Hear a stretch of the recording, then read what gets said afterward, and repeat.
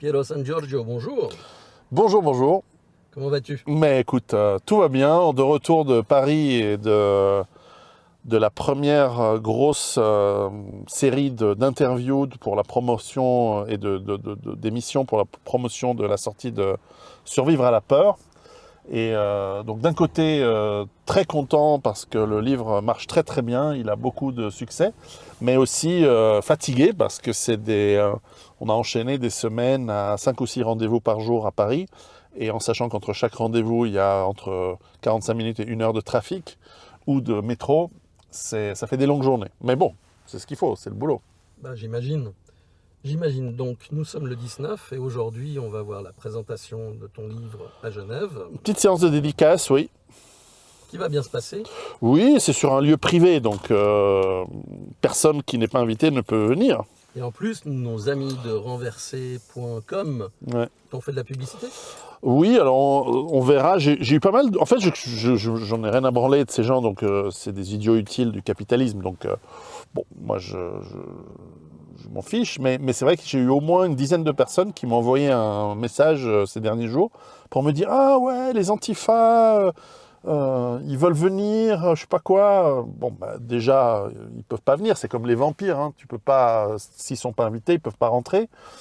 Du moins au regard de la loi et de la légitime défense, d'une part, parce que si tu viens à plusieurs, en plus tu as annoncé la couleur, tu te mets en légitime défense, moi je crains pour ma vie, n'est-ce pas? Oui. Ça me rappelle lorsqu'il y a eu les émeutes à Genève, que tu avais fait mon interview, Oui, juste quand j'étais resté pour défendre un politicien, ouais, face à 200 antifas. ouais, Donc c'est vrai qu'on était 2 face à 200, ça ouais. donne un peu la proportion. En fait, Ouais, ces gens-là, c'est ce qu'on appelle de la Vernichtung Lagersfleisch, ouais. et rien d'autre. En tout cas, ils m'ont amené, ça fait un peu parler de cette petite séance, donc les gens qui viennent avec l'envie de découvrir mon nouveau livre et de le faire dédicacer, eh ben, ils sont les bienvenus. Encore une fois, c'est sur un espace privé voilà, et ceux qui viennent, qui forcent la propriété privée et qui viennent avec des intentions hostiles, ben, ils en subiront les conséquences à la fois légales et peut-être physiques, mais bon, c'est la vie. Ah, le goulag de tonton Vlad, il n'y a que ça de vrai. Exactement, exactement. Moi, je souhaite, je souhaite qu'on embauche plein de Cosaques dans tous les sens. Ah oui, avec leur knout. Voilà, Ouais, ouais. la knout le fouet cosaque. Moi, j'en ai subi suffisamment dans mes entraînements de systéma. Et ça réveille. Quand on avait un prof, Vincent, qui est un type vraiment extraordinaire, quand il voyait qu'on était un peu mou du genou et qu'on ne s'entraînait pas avec la concentration et le tonus nécessaire, La il nous conviction. donnait il sortait le fouet. Et généralement, on s'en prenait un coup parce que, tu vois, la première fois, ton corps et ton adrénaline sont à peine plus élevés que la moyenne pendant ton entraînement, parce que on sait tous que pendant les entraînements, on est un peu relax en réalité. Et là, tout d'un coup, tchac, ça nous aguerrit très vite, ça nous met. Et généralement, le deuxième coup, on l'évite tout de suite parce que ça fait putain mal. Si tu me touches avec ton fouet, tu vas le prendre comme suppositoire. Ouais, ça fait mal, ouais. Donc, que penses-tu de tout ce qui se passe actuellement? Eh bien, d'abord qu'il y a très très peu de gens qui, contrairement aux années précédentes, m'envoient des messages en disant « mais tu verras, il se passera rien », ou alors ils me disent « alors, il arrive cet effondrement », tu sais, comme si ça allait être un truc génial. Moi, j'ai toujours dit que faut vraiment espérer que je me gourre et que ça n'arrive jamais, mais malheureusement, on est en plein dedans déjà depuis quelques années, et ça s'accélère. Donc là, dans la série Troisième Guerre mondiale, on a le deuxième front, qui est celui du Moyen-Orient, qui s'est quand même un petit peu, qui est monté d'un niveau. Alors, comme on a vu déjà depuis une semaine, on a eu en fait, il y a 2 semaines, on a eu la première attaque suite à ces petits bombardements de faible intensité entre le sud Liban, donc là où se trouve le Hezbollah, qui est soutenu par l'Iran, et Israël, qui est soutenu par les États-Unis. Eh bien, on a eu en fait une attaque israélienne d'aviation sur l'ambassade iranienne à Damas, ce qui est en fait un acte de guerre au terme de la loi. Alors, petit bémol, je ne sais pas si en fait techniquement Israël et l'Iran sont déjà en guerre, parce que s'ils sont déjà en guerre, c'est pas un acte de guerre, c'est une continuité d'une guerre qui est... Parce que par exemple, Israël bombarde régulièrement la Syrie, mais au vu de la loi internationale, hein, dont Israël sont contre-fous, bon, ça c'est comme ça, c'est un détail, eh bien Israël et la Syrie sont en guerre depuis très longtemps. Donc en fait, c'est pas techniquement, ce n'est pas un acte de déclaration de guerre, voilà, puisque l'état de guerre existe. Avec l'Iran, je ne suis pas certain, je dois dire que je m'en fous un peu, mais c'est pas ça le truc. Donc suite à ça, l'Iran a fait une attaque qui était encore pas très claire. Les attaques qu'on annonce plusieurs jours à l'avance, parce que l'Iran a annoncé via l'ambassade suisse en Israël qu'ils allaient attaquer en représailles de l'attaque donc, qui a fait 14 morts dans l'ambassade iranienne de Damas, avec des drones et des missiles. Alors il y a plusieurs choses à dire. Premièrement, quand on annonce une attaque à l'avance, qu'on annonce qu'elle ne serait pas sur des zones civiles et n'aurait que des cibles militaires, il n'y a pas eu de mort d'ailleurs, on peut se demander si c'est une attaque sérieuse ou si c'est juste une attaque pour sauver la face, pour garder... en fait, c'est plus un message à la population iranienne pour dire, vous voyez, on s'est vengé, plus qu'une réelle volonté d'attaque. Cependant, on remarque que les nouvelles technologies, donc ces attaques de saturation par des drones qui vont à faible vitesse, mais avec une grande portée, parce que je vois qu'ils ont quand même fait 1600 km. Ça demande du fioul hein, pour faire 1600 km, même pour un moteur diesel. Donc c'est vraiment étonnant de voir ces nouvelles technologies qui sont à la fois un mélange de... Je veux dire, c'est des moteurs de tondeuse à gazon, quasiment, j'exagère, mais c'est des petits moteurs de bagnole diesel mis avec probablement des hélices et à quelques kilos d'explosifs, mais qui saturent un système de défense aérienne qui coûte très cher. Je crois que l'armée israélienne a annoncé que le coût a dépassé le $1 milliard. Donc le coût de défense de cette attaque a coûté 1 milliard, alors que si on fait le total des drones qui ont été utilisés, on en arrive à quelques dizaines de millions seulement. Donc en fait, il y a une disproportion des efforts économiques et industriels. Mais derrière, il y a quand même eu des missiles balistiques ou de croisière. C'est pas très clair encore qu'est-ce qui a été utilisé. Probablement des missiles de croisière iraniens, ce qui montre qu'ils maîtrisent quand même la technique. Et là, on n'est pas certain qu'en fait ils aient été... Alors Israël a annoncé 99% 99% de réussite dans l'interception de tout ça, mais mathématiquement ça joue pas parce qu'il y a quand même eu une bonne dizaine d'impacts et c'est des impacts de missiles, donc probablement que les missiles dans cet immense essaim de saturation par des drones, il y a des missiles qui sont passés sans problème et donc ça pose la question de qui gagne dans qui est gagnant dans cette action, parce que clairement c'est une démonstration de force. C'est jamais arrivé jusqu'à présent. Ça fait 20 ans, 25 ans qu'on attend une attaque israélienne sur l'Iran, parce que ça fait longtemps qu'ils parlent d'interdire à l'Iran de développer un programme nucléaire. Alors les attaques ont eu lieu par l'assassinat d'énormément de scientifiques iraniens, de physiciens, d'ingénieurs, qui ont été assassinés par les services israéliens. Il y a eu aussi des sabotages et des cybersabotages qui ont eu lieu sur des infrastructures économiques comme des pipelines, mais aussi des centres de recherche de physique nucléaire.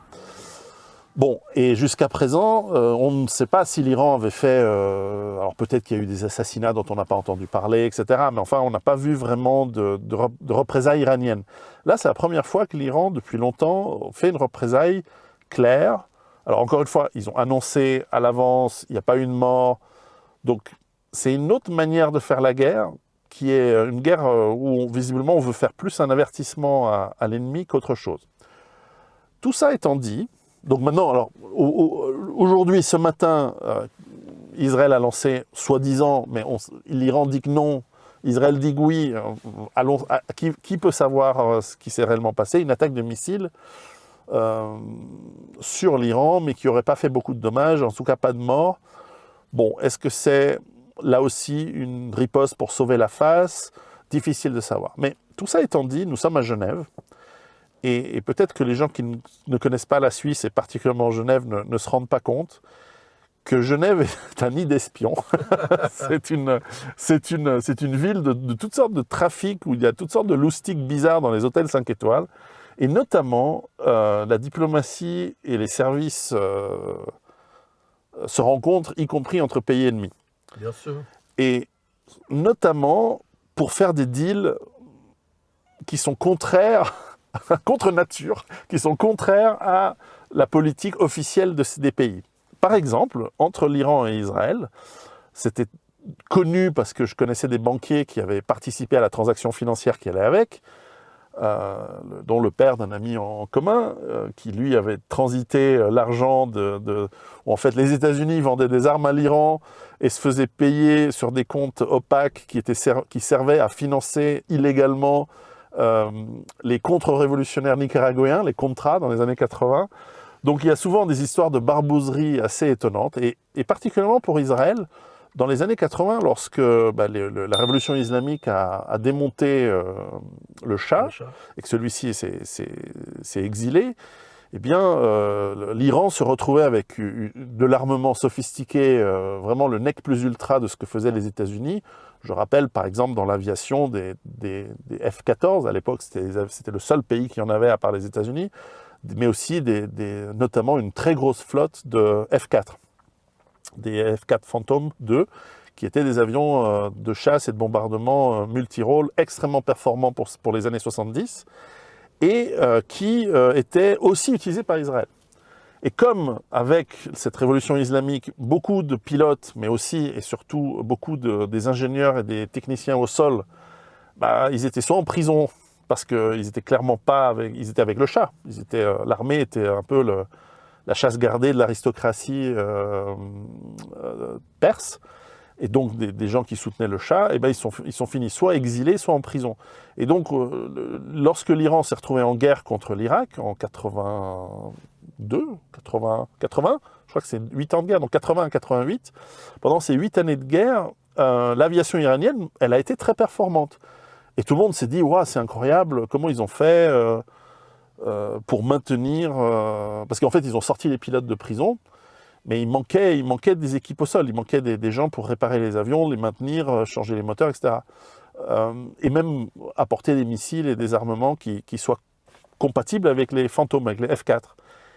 Et on savait très bien à Genève qu'en fait, c'était Israël qui était censé être l'ennemi, le petit Satan, l'ennemi de l'Iran, qui en fait était très heureux, je pense, en échange de pétrole ou de quelques petits billets sonnants et trébuchants, en fait, faisait la maintenance des avions iraniens, parce que même si Israël est hostile à l'Iran, il est surtout hostile à l'Irak, surtout à l'époque où Saddam Hussein développait un programme d'énergie nucléaire civile, potentiellement, selon les Israéliens, qui pouvait un jour dériver sur une attaque, sur un programme militaire. Et puis, il faut dire, il y a un aspect aussi racial, il ne faut pas déconner, c'est que les Israéliens, c'est des gens plutôt intelligents, et ils ont une forme de respect face aux Perses, qu'ils considèrent aussi comme étant des gens intelligents, à juste titre. Mais ils n'ont pas ce respect envers les Arabes, qui sont en fait les Irakiens arabes, parce qu'en Irak, il y a des Perses sunnites, et des Arabes chiites. Ou l'inverse, non, pardon. Alors, ils font chier aussi avec leur religion, on ne comprend rien. Non, mais voilà, enfin, tu vois, non, c'est les chiites, c'est plutôt les Iraniens, qui sont plutôt des Perses, en grande majorité. Et en Irak, c'est plutôt des Arabes, il y en a des chiites, et il y a aussi des sunnites. Et les Druzes, tu les mets où? Les Druzes, ils sont beaucoup au Liban, et puis ils sont un petit peu en Israël. C'est compliqué. Ouais. Bon, on va prendre une aspirine. Comme tu le dis souvent, on devrait faire un très grand parking de toute cette région. Ça ferait des vacances à tout le monde. Ouais. Non, ce qui est intéressant, en fait, c'est que de toute façon, ce qui mène le monde, c'est l'argent. Il ne faut pas se leurrer. Bien sûr. Il y a du profit.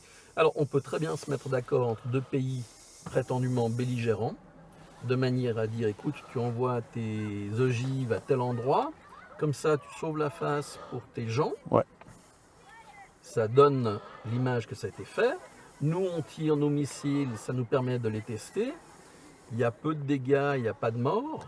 et tout le monde est content.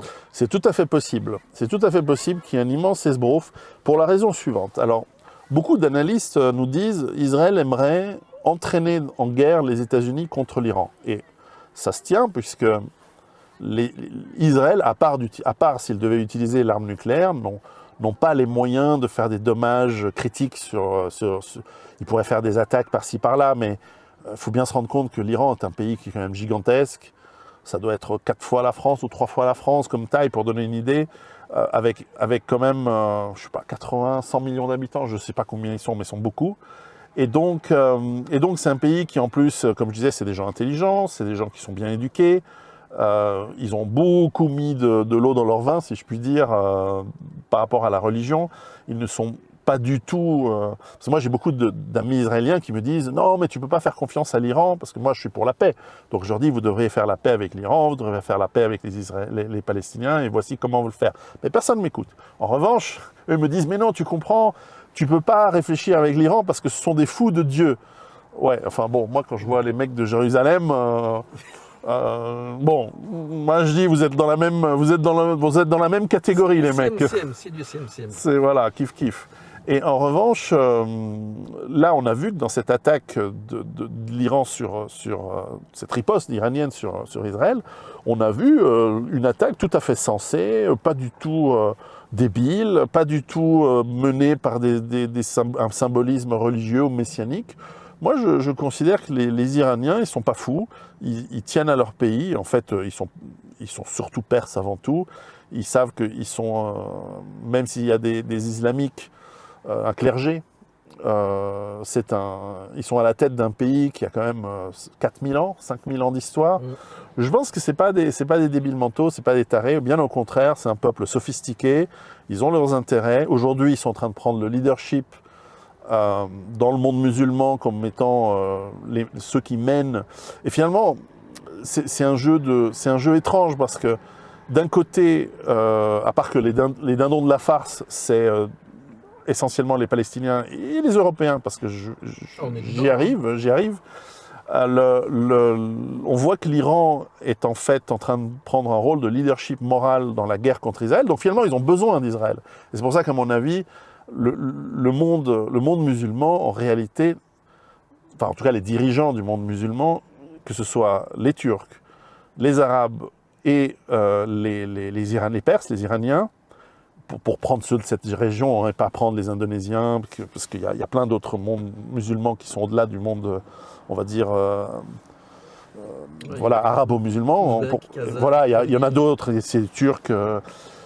Eh bien, ils ont plutôt intérêt à garder Israël, parce que c'est une sorte de faire-valoir. Donc là, l'Iran sort renforcé de cette crise. Israël, c'est compliqué pour eux, parce que ça fait 6 mois qu'ils sont en guerre contre Gaza, contre la prison qu'est Gaza, en fait. Donc, je ne sais pas, un pays avec une armée sophistiquée qui n'arrive pas en 6 mois à mater une révolte de prisonniers. Il faut la faire durer, c'est surtout ça. Voilà, donc ça veut dire qu'ils veulent la faire durer parce que Netanyahou, il a besoin de cette guerre, il a besoin que ça parte en durée, pour pas aller en prison, parce qu'il a des affaires lui aussi aux fesses assez importantes. Donc là aussi, moi je regarde, alors en temps de paix, je regarde une fois par semaine la presse israélienne, les sites israéliens, Jerusalem Post, Haaretz, etc. Enfin, je lis pas l'hébreu, donc évidemment je lis ça en anglais. Mais là, c'est tous les jours, forcément, depuis qu'il y a cette crise. Et je vois qu'il y a une hostilité croissante de la population et même des médias, pas seulement de gauche, mais aussi de plus en plus du centre et de droite, contre le gouvernement. Alors, ceux de gauche, c'est parce qu'ils considèrent que ce n'est pas du tout la bonne stratégie pour finalement assurer la sécurité d'Israël, ce qui est légitime. Et c'est pourquoi je suis d'accord, c'est-à-dire que ce n'est pas la bonne stratégie. Bombarder une ville, pourtant les gens ils connaissent l'histoire, enfin je sais pas, tout le monde sait qu'on ne bombarde pas une ville avant de donner l'assaut. C'est comment rendre un terrain déjà difficile encore plus difficile. Enfin, c'est débile.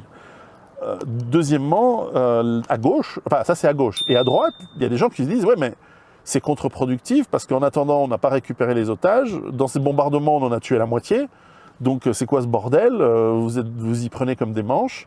Et puis tout le monde comprend qu'il y a une sorte de corruption généralisée dans le gouvernement israélien, qui est bien connu, qui est connu des Israéliens en premier, puis des gens qui connaissent un peu le pays, où en fait, chaque fois qu'ils reçoivent du pognon des États-Unis, il y a des commissions pour les Israéliens, enfin pour les politiciens israéliens d'une part, et puis pour les politiciens américains qui font partie du lobby israélien aux États-Unis, qui est bien connu, qui a pignon sur rue et que tout le monde connaît. Et donc en fait, ce qui est sacrifié, c'est la vie des gens, et ça c'est très triste, mais aussi l'efficacité. Et ça, quelque part, conceptuellement, moi ça m'énerve parce que j'ai une forme de respect envers... il y a une forme de génie juif qu'on connaît bien en Europe, parce que quand j'écris mon bouquin sur la peur, quand j'ai dû étudier des centaines de documents scientifiques, il y a un bon tiers des scientifiques qui participent aux différents tests, aux études de neurologie, de tout ce que tu veux, ou de médecine. Ils ont des noms juifs, c'est des Goldblum, des Bildberg, des machins. Donc quelque part, c'est admirable qu'un peuple avec une si petite population dans le monde soit capable de participer au développement de la science, de la recherche, de l'humanité. C'est bien. Moi, je veux dire, j'en suis reconnaissant. Donc, quand je vois ce peuple qui se fait bananer tel des vulgaires prolétaires antifa par le grand capital et le système corrompu, ah putain, c'est cette inefficience qui m'agace, parce que voilà, on aurait laissé les Ottomans ou les Allemands, ça ne se passerait pas comme ça. Voilà, on arrive à la fin de la première partie de la vidéo. C'est une partie qui est mise à disposition sur YouTube pour tout le monde, de manière à ce que vous puissiez voir le contenu de ce que je fais. Si la vidéo vous a intéressé, ou d'autres contenus qui sont disponibles en libre accès sur YouTube, mais qui ne sont pas complets, et bien pour voir ces deuxièmes parties, qui sont en règle générale voire de 1/3 à carrément le double de ce que vous avez pu voir et entendre, eh bien il faut aller sur mon Patreon, Savage Beast Prepper, et donc vous inscrire pour la modique somme d'un café par mois. Vous avez accès à l'ensemble de mes vidéos, qui sont sans coupure, qui sont longues, et cela m'aide donc à remplacer le matériel, à me déplacer, à rencontrer des gens, car tout cela a un coût. Vous imaginez bien, et je dépends de vous. Merci à tous ceux qui participent et qui nous rejoignent sur Patreon. Vous verrez, il y a pas mal de monde avec qui vous pouvez discuter. L'ambiance est bon enfant, c'est vraiment en plus. Je vous retrouve là-bas. À très bientôt. Ciao.